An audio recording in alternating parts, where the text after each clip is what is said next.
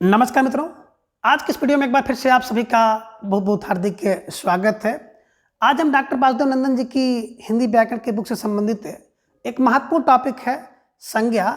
तो संज्ञा से संबंधित ढेर सारे प्रश्न आपकी परीक्षा में पूछे जाते हैं और कभी कभी ये प्रश्न जो है डॉक्टर वासुदेव नंदन जी की बुक से संबंधित है और हूबहू वही प्रश्न पूछ लिया जाता है। तो इसे ध्यान में रखते हुए हम लोग इधर लगातार जो है डॉक्टर वासुदेव नंदन जी की बुक से संबंधित जितने भी उदाहरण हैं उसे हम लोग देख रहे हैं, जिनमें आज हम लोग संज्ञा से संबंधित जो भी महत्वपूर्ण प्रश्न आपकी परीक्षा में आ सकते हैं उसे हम लोग जानेंगे। बात करें संज्ञा शब्द की तो संज्ञा कार्य और भेद, ठीक है ना। सबसे पहले तो आप ये देखिए कि संज्ञा किसे कहते हैं। तो देखा जाए संज्ञा उस विकारी शब्द को कहते हैं जिससे किसी विशेष वस्तु, भाव और जीव के नाम का बोध हो, उसे संज्ञा कहते हैं। तो मोटी बात यहाँ पे देखिएगा कि संज्ञा क्या है, एक विकारी शब्द है। देखिए है ना कि संज्ञा उस विकारी शब्द को कहते हैं। तो संज्ञा एक विकारी शब्द है, कई बार यहाँ से प्रश्न बना हुआ है। दूसरा क्या है, जिससे किसी विशेष वस्तु का, भाव का और जीव का, है ना, जीव के नाम का बोध होता है, उसे आप संज्ञा कहते हैं। ठीक है, यहाँ बता रहे हैं कि वस्तु शब्द का प्रयोग व्यापक अर्थ में हुआ है जो केवल प्राणी और पदार्थ का वाचक नहीं वरन उनके धर्मों का भी सूचक है। तो साधारण अर्थ में हम लोग कहें तो वस्तु का जो प्रयोग है इस अर्थ में नहीं होता है, अतः वस्तु के अंतर्गत प्राणी, पदार्थ और धर्म आते हैं। इन्हीं के आधार पर संज्ञा के भेद बनाए गए हैं। तो इन्होंने क्या बताया कि जो आप कह रहे हैं कि वस्तु, यहाँ पर वस्तु नहीं बल्कि वस्तु का विस्तृत अर्थ आपको जानना होगा और वस्तु के अंदर प्राणी, पदार्थ और धर्म तीनों आएंगे, ठीक है ना। और इसी तीन के आधार पर जो है संज्ञा के 5 भेद बताए गए हैं, ठीक है ना। तो ध्यान में रखिएगा, संज्ञा के भेद की बात की जाए तो संज्ञा के भेदों के संबंध में व्याकरण, व्याकरण माने व्याकरण को करने वाले जो होते हैं उन्हें व्याकरण कहते हैं। कई बार प्रश्न पूछा गया है वाक्यांश के लिए एक शब्द में, ठीक है ना। तो ध्यान में रखिएगा व्याकरण, ठीक है, एक मत नहीं है। पर अधिकतर जो व्याकरण है वो संज्ञा के 5 भेद स्वीकार करते हैं, दिमाग में रख लीजिएगा। जिनमें पहला है जातिवाचक संज्ञा, दूसरा भाववाचक व्यक्तिवाचक संज्ञा, तीसरा गुणवाचक संज्ञा, चौथा भाववाचक संज्ञा और पांचवा है द्रव्य पदार्थवाचक संज्ञा, ठीक है ना। ये भेद बता रहे हैं कि अंग्रेजी के आधार पर हैं और कुछ रूप के अनुसार और कुछ प्रयोग के अनुसार, है ना, ध्यान में रख लीजिएगा, अंग्रेजी के कुछ रूप और उसके प्रयोग के आधार पर हैं, ठीक है ना। बात करें संस्कृत व्याकरण में तो प्रातिपदिक नामक शब्द भेद के अंतर्गत संज्ञा, सर्वनाम, है ना, गुणवाचक जिसे विशेषण आदि आते हैं। तो संज्ञा, सर्वनाम, गुणवाचक, विशेषण आदि आते हैं क्योंकि वहाँ इन 3 शब्द भेदों का रूपांतर प्राय एक ही जैसे प्रत्ययों के प्रयोग से होता है। किंतु हिंदी व्याकरण में सभी तरह से संज्ञाओं के 2 भेदों में बांटा गया है। एक जिसे कहते हैं वस्तु की दृष्टि और दूसरा धर्म की दृष्टि से। तो इसे ध्यान में रख लीजिएगा, संज्ञा का जो 2 भेद है इस आधार पर दिखाई दे रहा है आपको, है ना, धर्म के आधार पर और वस्तु के आधार पर। धर्म के आधार पर भाववाचक होगा और वस्तु के आधार पर व्यक्तिवाचक, जातिवाचक, समूहवाचक और द्रव्यवाचक। तो इसे ध्यान में आप बैठा लीजिएगा कि संज्ञा क्या है। संज्ञा हमारे आसपास जो कुछ भी दृश्य और आदृश्य रूप में विद्यमान है सब संज्ञा है ना, कि मनुष्य जिससे भी घिरा हुआ है सब संज्ञा है, चाहे वो दृश्य हो चाहे वो अदृश्य हो, ठीक है ना, सब संज्ञा है। इस प्रकार बात करें हिंदी व्याकरण में तो संज्ञा के जो मुख्यतः 5 भेद आप देख पा रहे हैं, व्यक्तिवाचक, जातिवाचक, भाववाचक, समूहवाचक और पदार्थवाचक, ठीक है ना। पंडित बात करें कामता प्रसाद गुरु के अनुसार समूहवाचक का समावेश व्यक्तिवाचक तथा जातिवाचक में, जो समूहवाचक है ये व्यक्तिवाचक और जातिवाचक में इसका समावेश हो जाता है और द्रव्यवाचक का जो समावेश होता है वो जातिवाचक में होता है। इसे भी ध्यान में रख लीजिएगा, ठीक है ना। कई बार यहाँ से प्रश्न बन जाता है, ठीक है ना। तो समूह का समावेश व्यक्तिवाचक जाति में, समूह व्यक्ति और जाति की समूह होती है और द्रव्य जाति, ठीक है ना, दिमाग में रख लीजिएगा, ठीक है। चलिए बात करते हैं व्यक्तिवाचक संज्ञा। अब व्यक्तिवाचक संज्ञा किसे कहेंगे, तो जिस शब्द से किसी एक वस्तु या व्यक्ति का बोध हो उसे व्यक्तिवाचक संज्ञा कहते हैं। तो दिमाग में रख लीजिएगा कि शब्द के जिस रूप से किसी एक व्यक्ति या वस्तु का बोध हो उसे व्यक्तिवाचक संज्ञा कहते हैं। मोटे अर्थ में कह सकते हैं जिसका कोई नाम हो, जैसे आप कह सकते हैं कि राम, गांधी जी, गंगा, काशी इत्यादि। राम गांधी कहने से एक एक व्यक्ति का, गंगा कहने से एक नदी का और काशी कहने से एक नगर का बोध होता है। इसे ध्यान में रख लीजिएगा।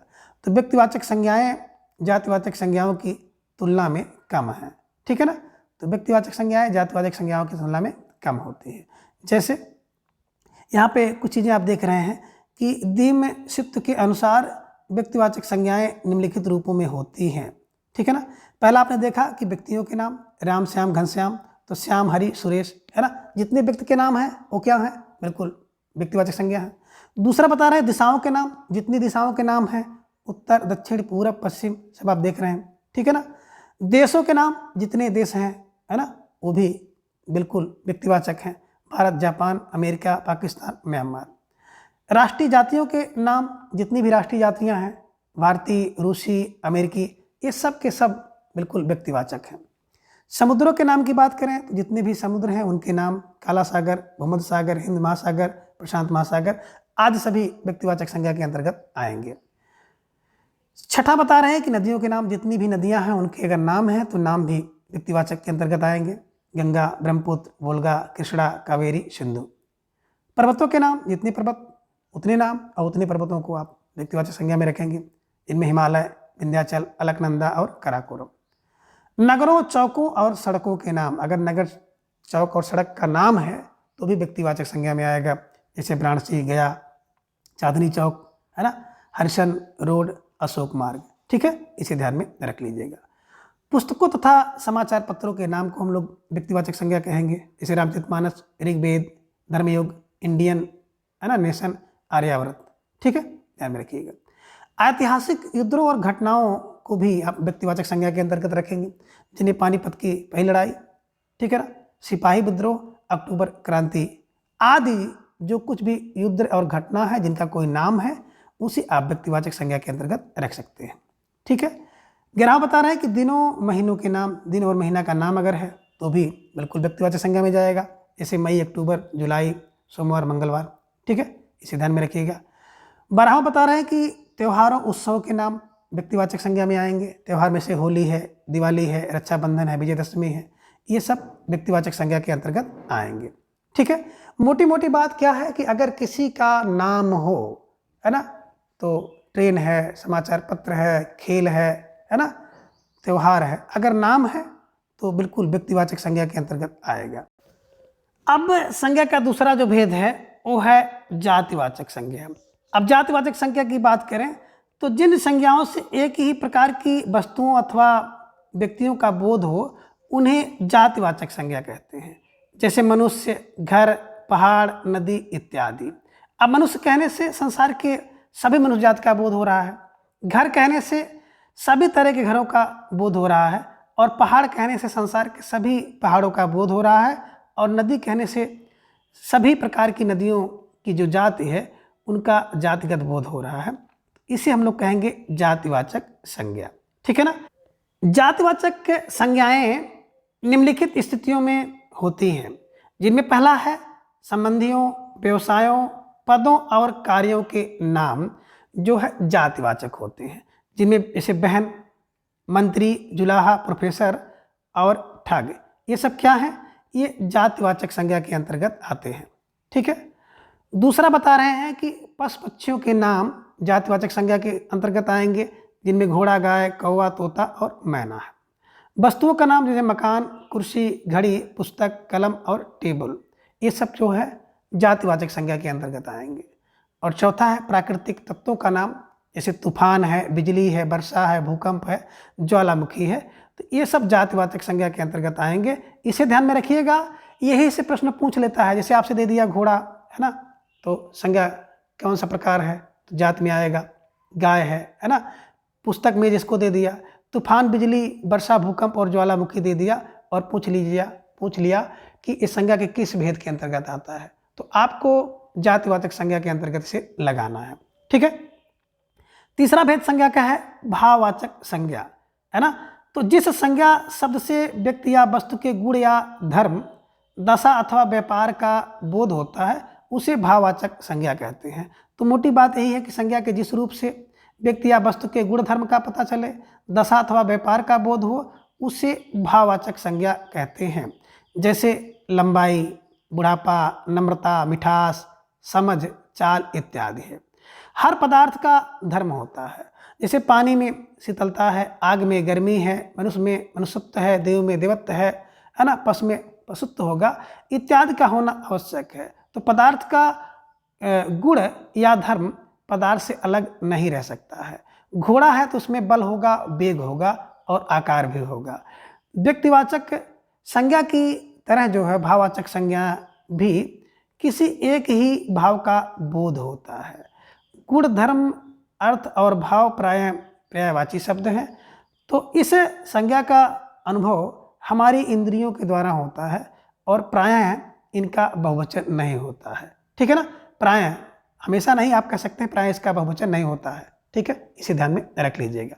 ठीक है, अब भाववाचक संज्ञाओं का निर्माण किस प्रकार से होता है, तो थोड़ा सा इसे भी लगे हाथ आप देख लीजिएगा, है ना। भाववाचक संज्ञाओं का निर्माण जातिवाचक संज्ञा, विशेषण, क्रिया, सर्वनाम और अव्यय में प्रत्यय लगाकर होता है। जैसे बात करते हैं जातिवाचक, है ना, संज्ञा से कैसे बनता है। जैसे बूढ़ा है तो बुढ़ापा बन गया, लड़का है लड़कपन बन गया, मित्र है मित्रता बन गया, दास से दासत्व बन गया, पंडित से पंडिताई बन गया, है ना। तो ये देखिए, आपने क्या देखा कि जो संज्ञा था वो संज्ञा से आपका जातिवाचक संज्ञा बना। ठीक है, दूसरा है विशेषण से, जैसे गर्म से गर्मी, सर्द से सर्दी बन गया, कठोर से कठोरता बन गया, मीठा से मिठास भाव बना, चतुर से चतुराई भाव बना, आदि आपने देखा कि विशेषण से बनते हैं। इसी प्रकार से क्रिया से भी कुछ भाव बनते हैं। जैसे घबराना से घबराहट, सजाना से सजावट हो गया, चढ़ना से चढ़ाई हो गया, बहना से बहाव हो गया, मारना से मार हो गया और दौड़ना से दौड़ हो गया, इत्यादि भाव आप देख सकते हैं।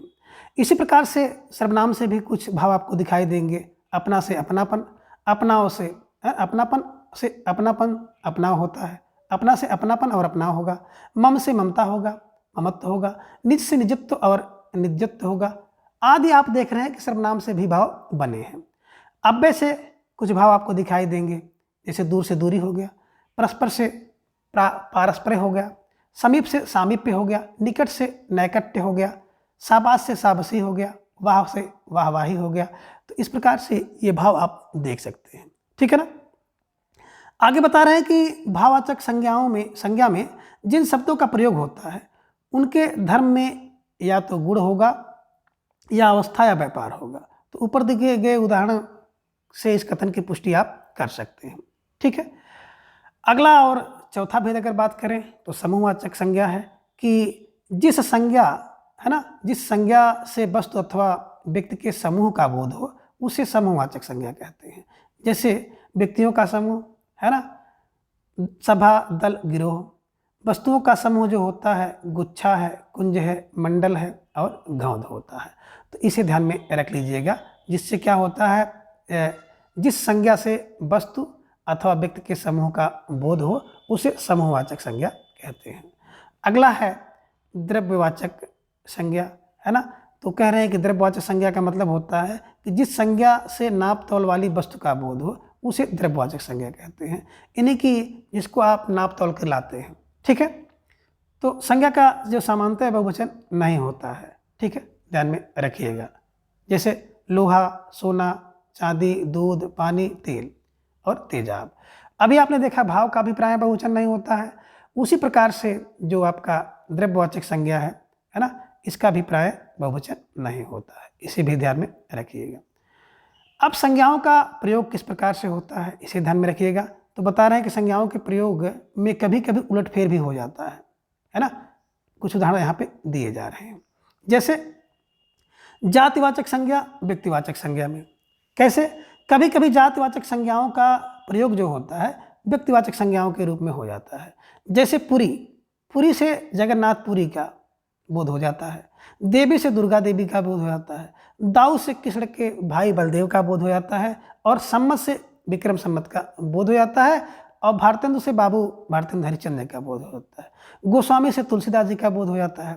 इसी तरह बहुत सी जो योग रूढ़ संज्ञाएँ मूल रूप में जातिवाचक होते हुए भी प्रयोग में व्यक्तिवाचक के अर्थ में आ जाती हैं, जैसे गणेश, हनुमान, हिमालय और गोपाल आदि से ध्यान में रख लीजिएगा।